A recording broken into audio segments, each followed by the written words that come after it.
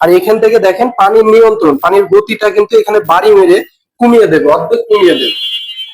আসসালামু আলাইকুম। তো এই যে আমার হাতে যে দুইটা ফিটিংস আপনারা দেখছেন, এটা হচ্ছে ফিটিংস হচ্ছে তিনটা। হ্যাঁ, এখানে এই যে একটা অফসাইড, এটা হচ্ছে আরেকটা অফসাইড, আর এটা হচ্ছে ডোরটি। তো এটা হচ্ছে ভার্টিক্যাল লাইনে লাগাতে হবে। হ্যাঁ, এই যে এইভাবে থাকবে ভার্টিক্যাল লাইনে, ঠিক এইভাবে। এখানেও একটা অফসাইড, এখানেও একটা অফসাইড, এটা হচ্ছে ডোরটি। এই যে ভার্টিক্যাল লাইনে ঠিক এইভাবে থাকবে, এরকম।